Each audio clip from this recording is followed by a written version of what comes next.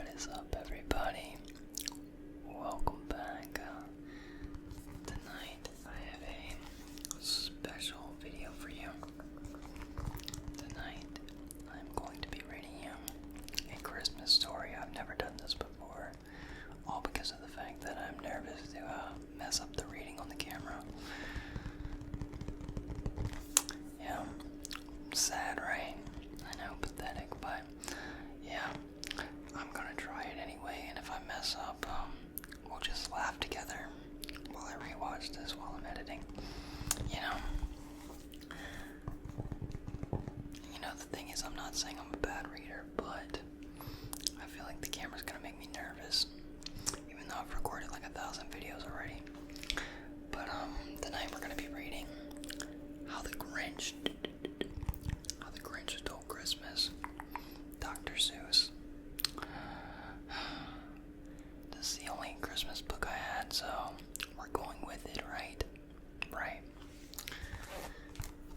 Firstly, some great tapping noises.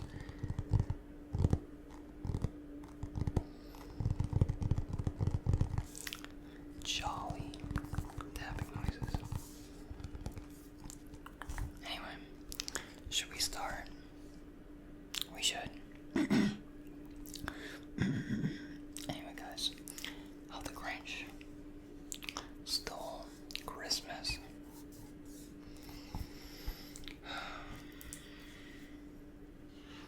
By the way, you're not gonna really get to see the book, sadly. I'll try to. We could do it like this a little bit. How the Grinch Stole Christmas again. And if these pages don't stay, we're gonna have a problem. For Teddy Owens. Who's that? Maybe his kid.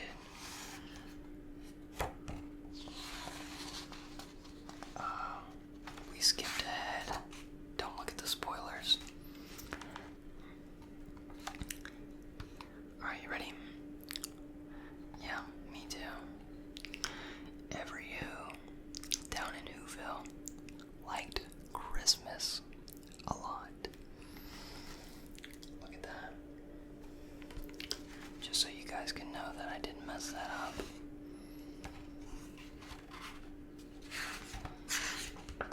There's gonna be a lot of rhyming.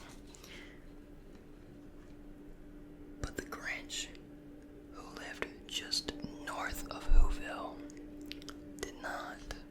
No, he didn't. The Grinch hated Christmas, the whole Christmas season. I'm gonna stop trying to keep this in the thingy, so you guys just listen. Now, please don't ask why. No one quite knows the reason. It could be his head wasn't screwed on just right. It could be, perhaps, that his shoes were too tight. That would do it. But I think that the most likely reason of all may have been that his heart was 2 sizes too small. But wherever the reason, his heart or his shoes, he stood there on Christmas Eve, hating the Who's. What a hater. Staring down from his cave with a sour, grinchy frown at the warm lighted windows below in their town.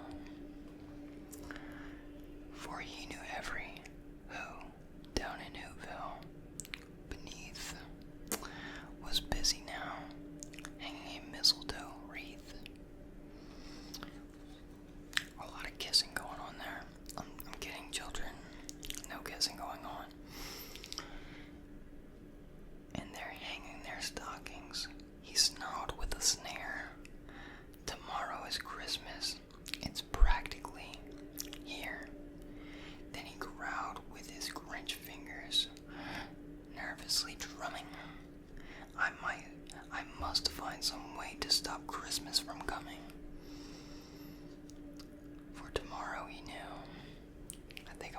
I'm gonna swap sides.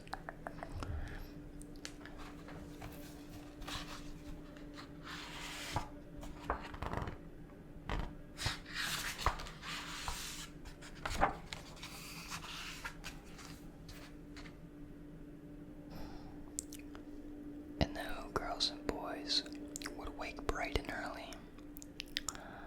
They'd rush for their toys, and then, oh, the noise. Oh, the noise.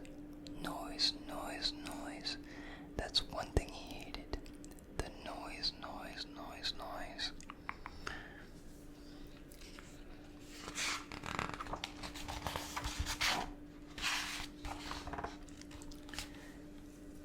Then, the Who's, young and old, would sit down to a feast.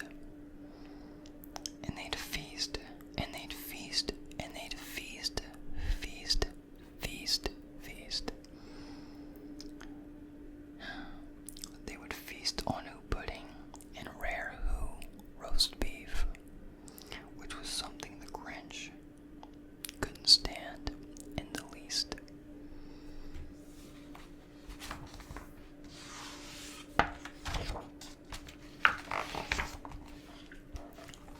And then they would do something he liked least of all. Every Who down in Whoville, the tall and the small, would stand close together with Christmas bells ringing. And they'd stand hand in hand, and the Who's would start singing. And they'd sing, and they'd sing, and they'd sing, sing, sing, sing. And the more the Grinch thought of this Who Christmas sing, the more the Grinch thought, I must stop this whole thing. Why, for 53 years, I've put up with it now. I must stop this Christmas from coming. But how? He's got a plan.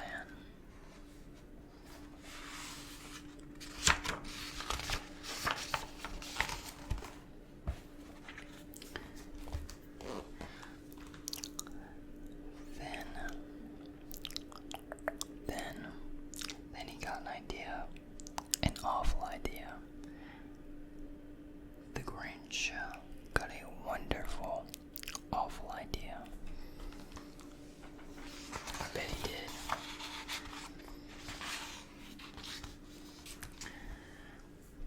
I know just what to do.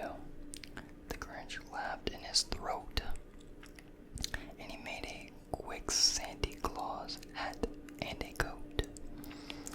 And he chuckled and clucked, what a great Grinchy trick. With this coat and this hat, I look just like Saint Nick.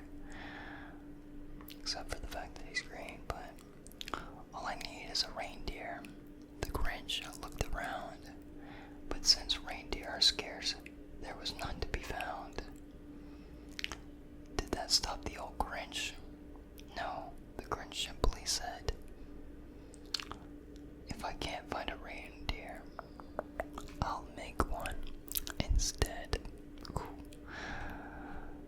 So he called his dog Max.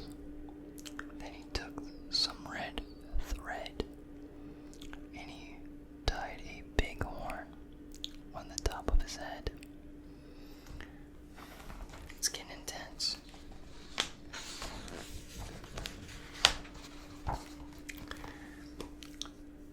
Then he loaded some bags and some old empty sacks on a ramshackle sleigh, and he hitched up old Max. Then the Grinch said, "Giddy up," and the sleigh started down toward the homes where the Who's lay a snooze in their town.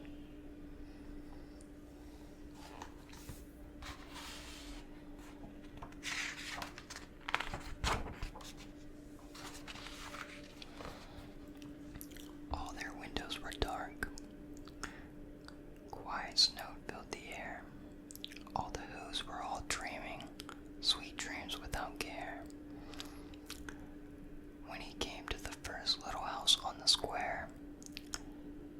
This is stop number 1.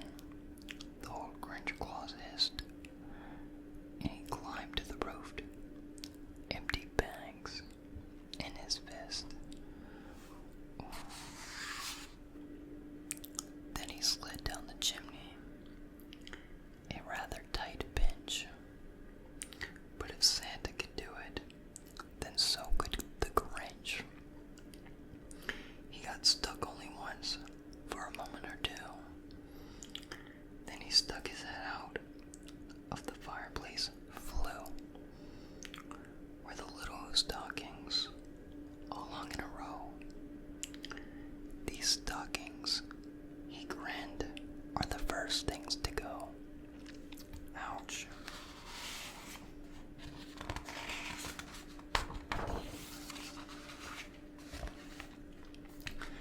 Then he slithered and slunk, with a smile most unpleasant. Around the whole room, he took every present.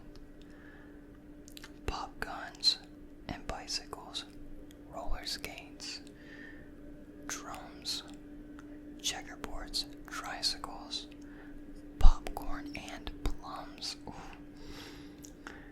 And he stuffed them in bags.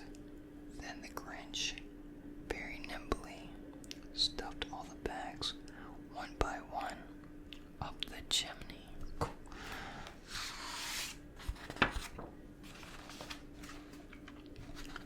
Then he slunk to the icebox. He took the Who's Feast. He took the Who Pudding. He took the roast beef. He cleaned out that icebox as quick as a flash. Why, that Grinch even took their last can of Who hash. How could he?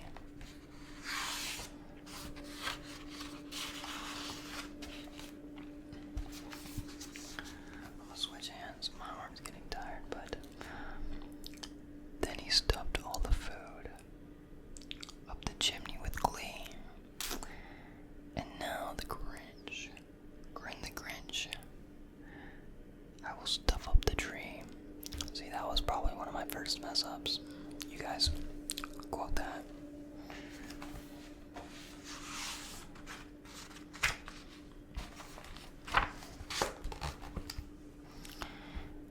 And the Grinch grabbed the tree and he started to shove when he heard a small sound like the coo of a dove. He turned around fast and he saw a small Who. Little Cindy Lou who was not even more, who was not more than 2. The Grinch had been caught by this tiny Who daughter, who got out of bed for a cup of cold water. She stared at the Grinch and said, "Santa Claus, why? Why are you taking our Christmas tree? Why?" Wait till she finds out.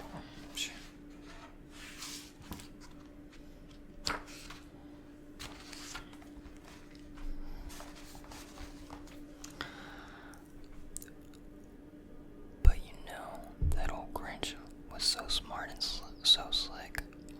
He thought up a lie, and he thought it up quick. Why, my sweet little tot, the fake Santa Claus lie. There's a light on this tree that won't light on one side, so I'm taking it home to my workshop, my dear. I'll fix it up there and I'll bring it back here. And his fib fooled the child. Then he patted her head, and he got her a drink, and he sent her to bed. And when Cindy Lou Who went to the bed with her cup, he went to the chimney and stuffed the tree up.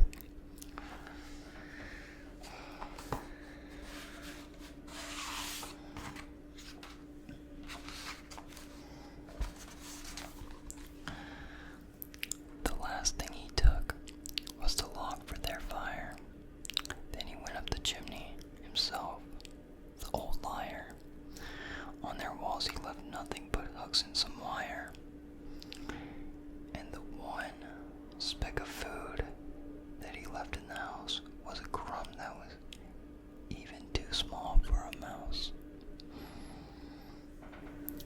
Then he did the same thing to the other Who houses, leaving crumbs much too small for the other Who mouses.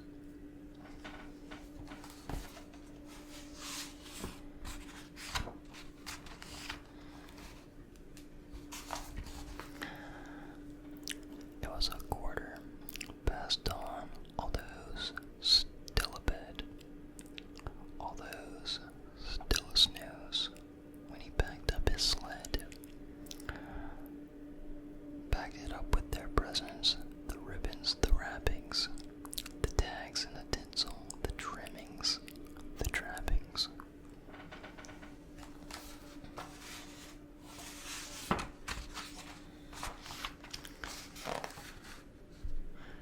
"3,000 feet up the side of Mount Crumpet, he rode with his load to the tip-top to dump it. Boo-boo to the Who's, he was grinchiously humming. They're finding out now that no Christmas is coming. They're just waking up, I know just what they'll do. Their mouths will hang open in a minute or two. Then the Who's down in Whoville will all cry boo-hoo.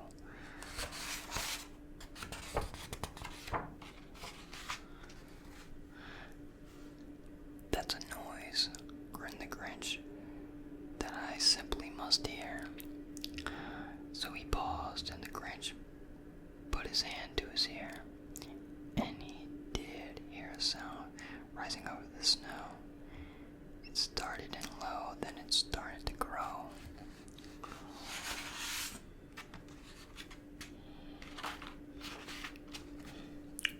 But the sound wasn't sad. Why, the sound sounded merry. It couldn't be so, but it was merry, very. He stared down at Whoville. The Grinch popped his eyes. Then he shook. What he saw was a shocking surprise.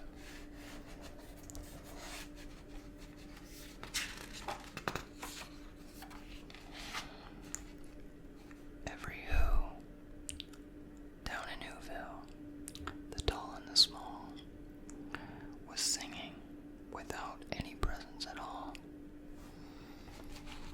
He hadn't stopped Christmas from coming. It came.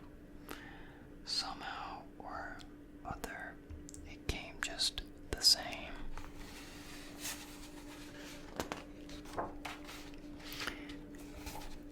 And the Grinch, with his Grinch feet ice cold in the snow, stood puzzling and puzzling. How could it be so?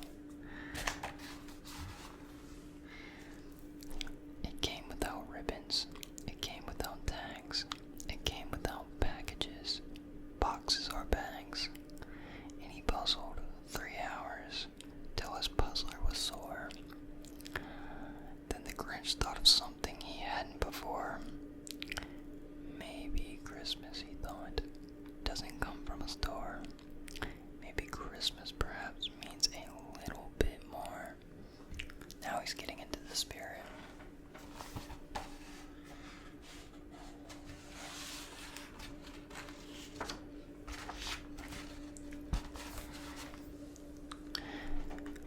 And what happened then?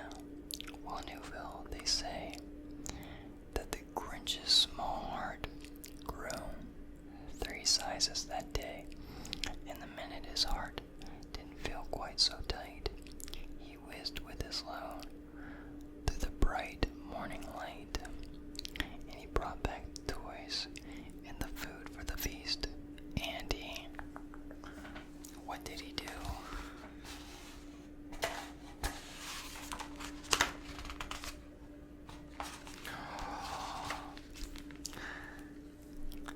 He himself,